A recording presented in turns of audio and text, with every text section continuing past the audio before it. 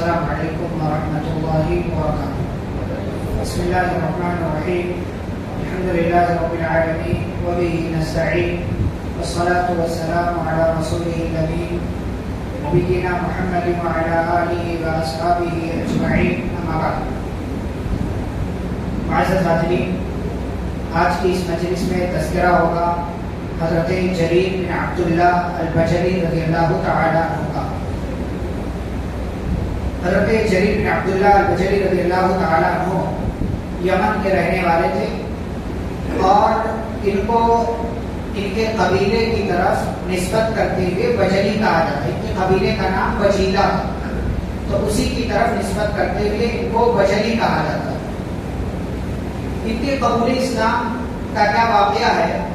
رسول اکرم صلی اللہ علیہ وسلم ایک دن صحابہ کرام کو کچھ وعظ و نصیحت کر رہے تھے، خطبہ دے رہے تھے، اور ادھر سے یمن سے 150 لوگوں کا قافلہ، 150 لوگوں کی جماعت مدینہ کی جانب روانہ. اور انہی 150 لوگوں میں حضرت جریر بن عبداللہ البجلی رضی اللہ تعالیٰ عنہ بھی شامل تھے. کہتے ہیں جب میں مدینہ کے قریب پہنچا تو میں اپنی سواری سے اتر گیا اور میں نے اپنا سب سے خوبصورت کپڑا پہنا اور اپنے 150 ساتھیوں کے ساتھ میں مدینہ آیا، مسجد نبوی میں پہنچا اور اندر میں جا کر کے کسی طریقے سے لوگوں کے درمیان بیٹھ گیا. میرے ساتھی بھی وہیں آس پاس موجود تھے. کہتے جب میں مسجد میں پہنچا تو لوگ مجھے ترچھی نظروں سے دیکھنے لگے، مجھے ایسا گھور گھور کر دیکھنے لگے گویا کہ میں نے کوئی جرم کیا یا کوئی اہم بات. تو میں نے اپنے بغل میں بیٹھے ہوئے ایک صحابی سے پوچھا کہ اے عبداللہ، یہ بتائیے کہ کیا میرے بارے میں کوئی بات ہو رہی تھی؟ کیا نبی نے میرے بارے میں کچھ کہا؟ ابھی تک مسلمان نہیں، لیکن مسلمان ہونے کی نیت سے آئے تھے. تو کہا کیا نبی نے میرے بارے میں کوئی بات کی ہے؟ کہا ہاں، آپ کے بارے میں تھوڑی دیر پہلے ابھی نبی صلی اللہ علیہ وسلم نے خطبہ دیتے ہوئے ایک جملہ کہا. کہا وہ جملہ کیا ہے؟ کہا جملہ یہ کہا رسول اکرم صلی اللہ علیہ وسلم نے کہ لوگوں، ابھی تھوڑی ہی دیر میں تمہارے پاس یمن کا شہزادہ آنے والا ہے، اس کو دیکھو گے تو ایسا لگے گا کہ جیسے اس کے چہرے سے نور ٹپک رہا ہے، اور اس کے چہرے کی چمک دمک سے اندازہ لگا سکتے ہو کہ وہ کتنا عظیم انسان.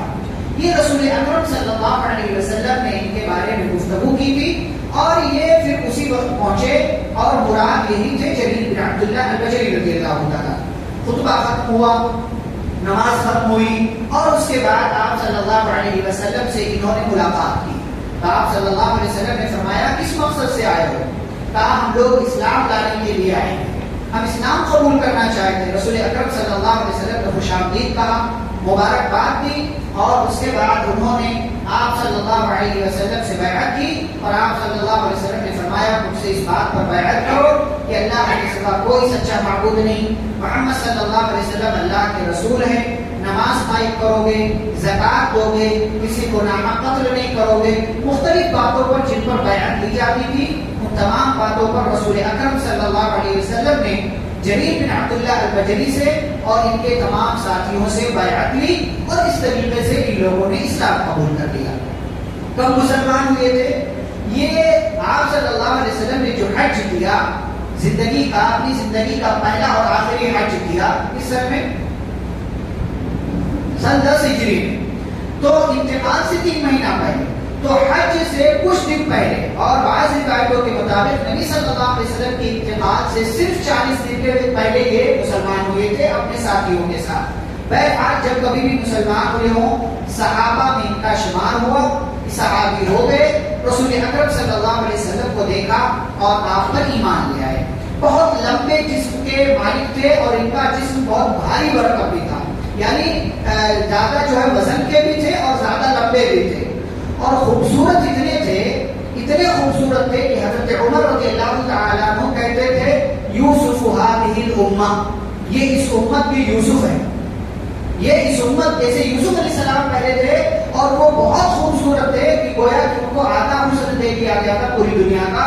فرمایا ہم صحابہ کی جماعت میں جریر بن عبداللہ البجلی رضی اللہ تعالیٰ عنہ ایسے ہی خوبصورت ہیں کہ جیسے وہ یوسف ہوں، اور یہ اس امت کے یوسف ہیں. اتنے خوبصورت ہے حضرت جریر بن عبداللہ البجلی رضی اللہ تعالیٰ عنہ. اب جب مسلمان ہو گئے تو رسول اکرم صلی اللہ علیہ وسلم نے ان کو ایک ذمہ داری دی. ایک ذمہ داری تو یہ دی کہ 2 قبیلوں کی طرف بھیجا کہ جاؤ وہاں کے لوگوں کو اسلام کی دعوت دو. وہاں گئے. اور اس کے بعد ایک بڑی ذمہ داری رسول اکرم صلی اللہ علیہ وسلم کی زندگی میں جو ان کو ملی وہ یہ کہ مکہ اور یمن کے درمیان ذوالخلصہ نام کا ایک بت تھا. اس بت کو توڑنے کے لیے رسول اکرم صلی اللہ علیہ وسلم نے ان کو بھیجا اور کہا کہ آپ جریر تم یہ کام کر سکتے ہو؟ اللہ کے رسول صلی اللہ علیہ وسلم کیوں نہیں، میں یہ کام بالکل کر سکتا ہوں. اور اس کے بعد اپنے انہی 150 ساتھیوں کے ساتھ گئے اور اس علاقے میں پہنچے اور اس بت کو توڑ کر اس بت کدے کو، اس صنم خانے کو، اس شرک کے اڈے کو ختم کر دیا. اور آپ کو اندازہ ہونا چاہیے کہ یہ ایسا بت تھا کہ اس کی عظمت وہاں کے آس پاس کے لوگوں کی نظروں میں ایسے ہی تھی کہ جیسے کہ یہاں مکہ والوں کی نظر میں خانہ کعبہ کی عظمت تھی. اس کو دوسرا خانہ کعبہ لوگ کہا کرتے تھے. اسی لیے آپ صلی اللہ علیہ وسلم نے اس بت کو توڑوا دیا اور یہ کام حضرت جریر بن عبداللہ البجلی رضی اللہ تعالیٰ عنہ کی قیادت میں ہوا. اس کے کچھ اور اسی دوران جبکہ یہ اس مہم پر تھے، اس مشن پر تھے، ادھر آپ صلی اللہ علیہ وسلم کا انتقال ہو گیا. آپ صلی اللہ علیہ وسلم کا یہاں انتقال ہو گیا اور پھر حضرت ابوبکر رضی اللہ تعالیٰ عنہ کی خلافت آئی. تو حضرت ابوبکر رضی اللہ عنہ کی خلافت میں انہوں نے ابوبکر رضی اللہ تعالیٰ عنہ سے درخواست کی کہ چونکہ میں یمن کا رہنے والا ہوں اور یمن کے بھی بہت سارے لوگوں نے دین کو چھوڑ دیا، مرتد ہو گئے، لہٰذا وہاں کے مرتد لوگوں سے مقابلہ کرنے کی مجھے اجازت دیجیے. چنانچہ حضرت ابوبکر صدیق رضی اللہ تعالیٰ عنہ نے اجازت دے دی اور یہ گئے اپنے ساتھیوں کے ساتھ یمن کے مرتد اور دین چھوڑ دینے والے لوگوں سے مقابلہ کیا اور اس میں کامیاب بھی ہوئے.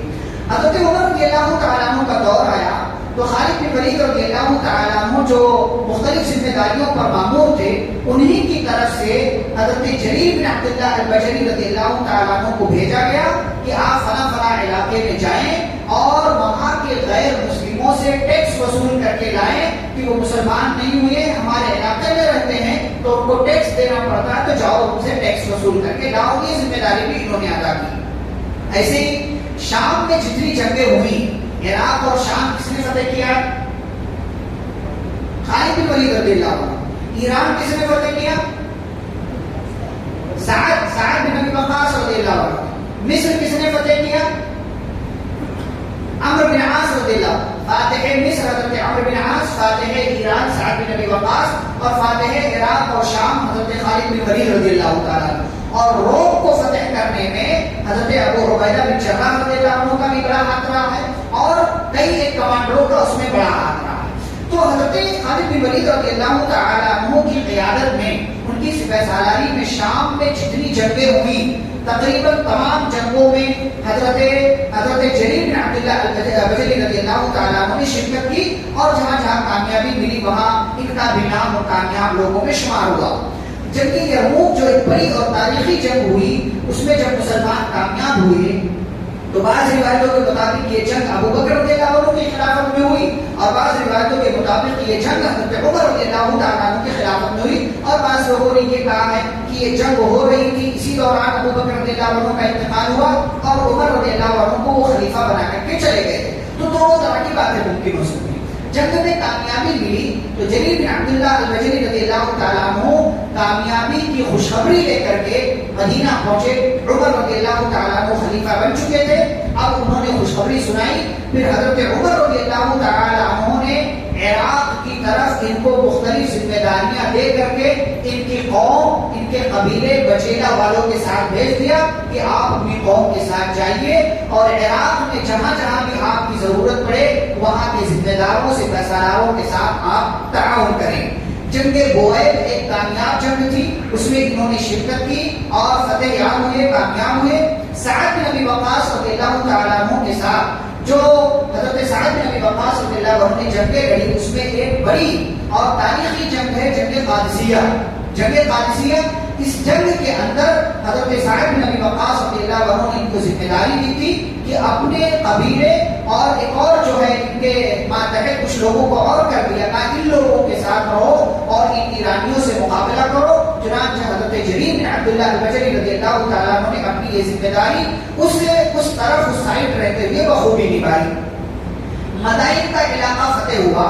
مدائن یہ وہ علاقہ ہے جہاں فتح کرنے کے لیے بعض روایتوں کے مطابق مسلمانوں نے سمندر اور دریا میں گھوڑے کدا لیے اور سمندر اور دریا پار کر کے مدائن کے علاقے میں پہنچے تو وہاں کے لوگوں نے کہا کہ ارے یہ تو حیرت انگیز کارنامہ عجیب و غریب مخلوق ہے کہ سمندر پار کر کے چلی آئی اور ان کو کچھ نہیں ہوا. بعض روایتوں کے مطابق اس طریقے کی بات ہے. تو مدائن کا علاقہ جو فتح ہوا حضرت سعد بن ابی وقاص رضی اللہ عنہ اس کے بھائی تھے, اس میں حضرت جریر بن عبداللہ البجلی رضی اللہ تعالیٰ عنہ بھی شامل تھے. ایسے ہی 17 ہجری میں مختلف علاقے ایران کے فتح ہوئے. راما ہرمز, دستر, سوز اور دیگر علاقے, ان تمام علاقوں کی فتوحات میں حضرت جریر بن عبداللہ البجلی رضی اللہ تعالیٰ عنہ شامل تھے. اور نعمان بن مقرن جن کا تذکرہ ہم کر چکے ہیں رضی اللہ تعالیٰ عنہ کی قیادت میں جنگ ہوئی, جنگ نہاوند, یہ بھی بڑی عظیم جنگ تھی. اس جنگ میں بھی حضرت جریر بن عبداللہ البجلی رضی اللہ تعالیٰ عنہ شریک تھے. تو یہ مختلف جو جنگیں لڑی گئی حضرت ابوبکر صدیق رضی اللہ عنہ کے زمانے سے لے کر کے عمر رضی اللہ عنہ کے زمانے تک تقریباً تمام بڑی جنگوں میں اور تمام جنگوں پر حضرت جریر بن عبداللہ البجلی رضی اللہ تعالیٰ عنہ شامل رہے. عثمان رضی اللہ عنہ کا جب دور آیا تو عثمان رضی اللہ عنہ نے ان کو حمزان ایک علاقہ تھا اس علاقے کا گورنر بنا کر کے روانہ کر دیا اور پھر وہیں پر رہ کر کے انہوں نے گورنری کے فرائض اور اس کی ذمہ داریاں نبھانا شروع کر دی. علی رضی اللہ تعالیٰ عنہ کا دور آیا اور مسلمانوں کے درمیان جب اختلاف ہوا تو علی رضی اللہ عنہ نے اپنا نمائندہ بنا کر حضرت جریر بن عبداللہ البجلی رضی اللہ عنہ کو اپنا نمائندہ بنا کر کے حضرت امیر معاویہ رضی اللہ تعالیٰ عنہ کے پاس بھیجا. یہ گئے اور وہاں بات رکھ دی, لیکن جب دیکھا کہ یہ معاملہ سلجھ نہیں رہا ہے اور صلح کا کوئی راستہ نظر نہیں آ رہا اور ایسا لگ رہا ہے کہ اب فتنے کی آگ بھڑک اٹھے گی, تو حضرت جریر بن عبداللہ البجلی رضی اللہ تعالیٰ عنہ وہاں سے کوچ کر کے کوفہ چلے آئے اور کوفہ ہی میں منتقل ہو گئے اور وہیں رہنے لگے یہاں تک کہ علی رضی اللہ عنہ کا دور ختم ہوا.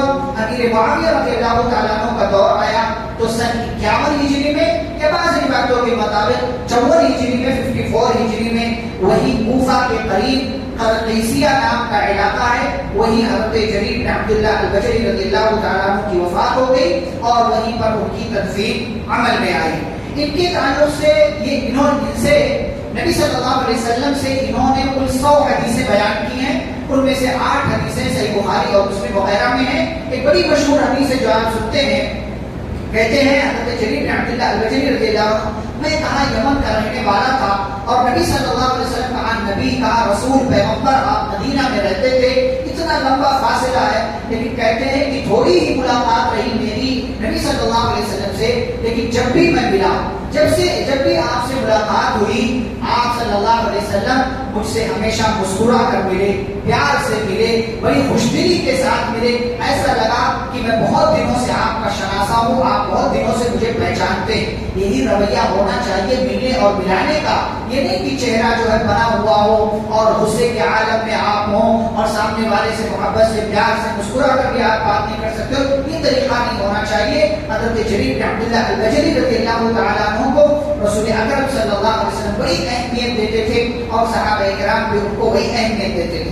ان کے 5 بیٹوں کا نام مجھے معلوم ہوا, عبداللہ, عبیداللہ, منذر, ابراہیم اور بشیر وغیرہ, اور بعض روایتوں کے مطابق اور دیگر دوسری اولاد تھی. یہ مختصر سا خاکہ تھا حضرت جریر بن عبداللہ البجلی رضی اللہ تعالیٰ عنہ کا.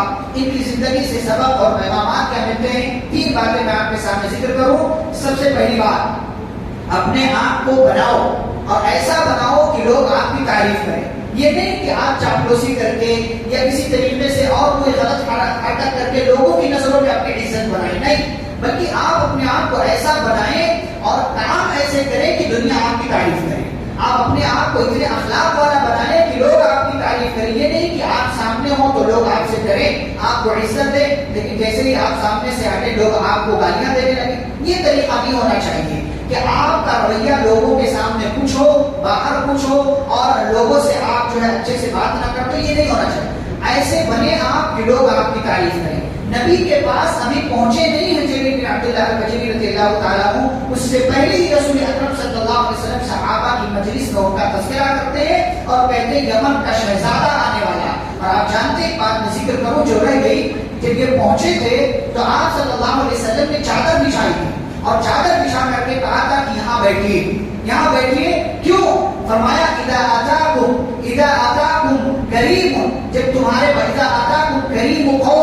فَأَكْرِمُوهُ، جب تمہارے پاس کسی قوم کا عزت دار انسان آئے تو اس کی عزت کرو. یہ رسول اکرم صلی اللہ علیہ وسلم نے ان کو اہمیت دی. نبی صلی اللہ علیہ وسلم ان کا مقام جانتے تھے تو اپنے آپ کو ایسا بنائے کہ دنیا آپ کی تعریف کرے اور آپ کی کردار کی گواہی دے.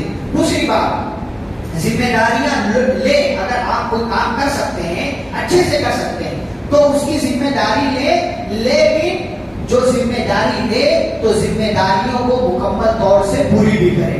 ایسا نہ ہو کہ نام لکھوانے کے لیے کہ آپ کا نام آ جائے ٹائٹل پر اور پوسٹر پر فلانے جگہ اور اس کے بعد آپ جو ہے گمسم بیٹھ جائیں، کوئی کام ہی نہ کریں. تو یاد رکھیں، اگر ایسا کام آپ کرتے ہیں تو ذمہ داریوں کے متعلق اللہ سوال کرنے والا.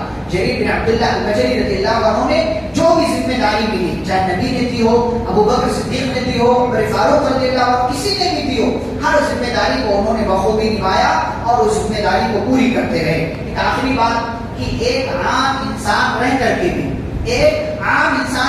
کے بھی امت کو آپ فائدہ پہنچا سکتے ہیں تو آپ کو فائدہ پہنچانا چاہیے. جریر بن عبداللہ البجلی رضی اللہ تعالیٰ عنہ بعض موقعوں سے کمانڈر رہے، بعض موقعوں سے یہ جو ہے کسی ایک ٹکڑی کے امیر اور سپہ سالار رہے، لیکن جو ہے اکثر مواقع پر کہیں خالد بن ولید رضی اللہ عنہ کی قیادت میں لڑ رہے ہیں، کہیں سعد بن ابی وقاص کی قیادت میں لڑ رہے ہیں، کہیں نعمان بن مقرن کی قیادت میں لڑ رہے ہیں. ایک عام انسان بن کر کے بھی آپ امت کو فائدہ پہنچا سکتے ہیں تو آپ فائدہ پہنچائیں. یہ نہیں کہ جب ذمہ داری ملے گی یا جب مالدار ہو جاؤں گا، جب میرا نام آنے لگے گا تب جا کر کے میں فائدہ پہنچاؤں گا. یہ شرطیں نہیں ہونی چاہیے. عام انسان بن کر کے، ایک عام بندہ ہو کر کے، ایک عام سماج کا اور سوسائٹی کا ممبر ہو کر کے بھی اپنے آپ کو سوسائٹی کے لیے، سماج کے لیے، امت کے لیے، مسلمانوں کے لیے، دین کے لیے فائدہ مند بنائیں. یہ سبق دیتی ہے، یہ سبق ملتا ہے حضرت جریر بن عبداللہ البجلی رضی اللہ تعالیٰ عنہ کی زندگی سے. اللہ رب العالمین ہم سبھی کو پیارے رسول صلی اللہ علیہ وسلم کے پیارے صحابہ سے محبت کرنے اور ان کے حقوق ادا کرنے کی توفیق عطا فرمائے. آمین. صلی اللہ علیہ نبی کریم. سبحانك اللهم وبحمدك اشهد ان لا اله الا انت استغفرك واتوب اليك. السلام علیکم ورحمۃ اللہ وبرکاتہ.